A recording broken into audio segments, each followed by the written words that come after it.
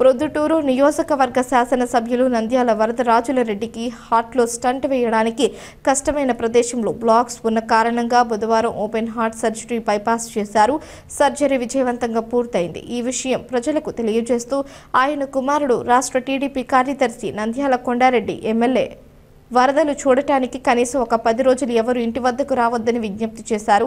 నాయకులకు, ప్రజలకు, కార్యకర్తలకు ఎమ్మెల్యే వరద పట్ల ఉన్న అవాంఛమైన ప్రేమ, అభిమానం తాను అర్థం చేసుకోగలడని, కానీ జనంతో వెంటనే కలవడం వల్ల ఇన్ఫెక్షన్ వచ్చే అవకాశం ఉన్నందున రద్దీ వల్ల ఆసుపత్రిలో కూడా అసౌకర్యం కలుగుతోందన్నారు. అందరికీ నమస్తే. నాన్నగారికి ఈరోజు బైపాస్ సర్జరీ చేసినారు. డాక్టర్తో మాట్లాడినాం.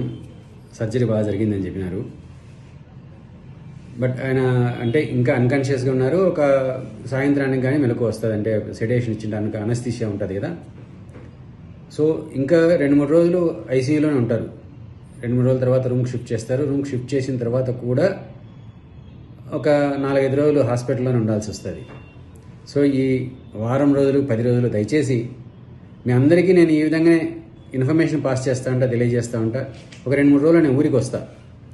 ఆయన రూమ్ షిఫ్ట్ చేస్తాను, నేను ఊరికి వస్తాను, మీ అందరితో కలుస్తాను.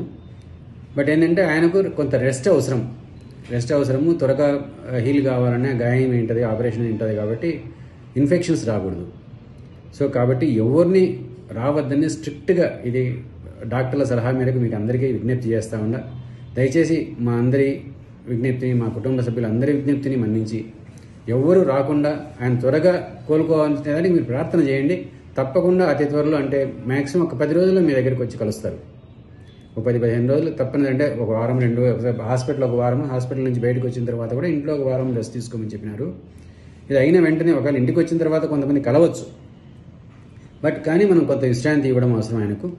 దయచేసి తప్పనిసరిగా మా విజ్ఞప్తిని మన్నించి ఒక 10 రోజులు ఆయన దగ్గరికి ఎవరూ రాకుండా ఆయనకు త్వరగా కోలుకునే దానికి మనం అవకాశం కల్పించవలసిందిగా మీకు అందరికీ విజ్ఞప్తి చేస్తాను. Thank you.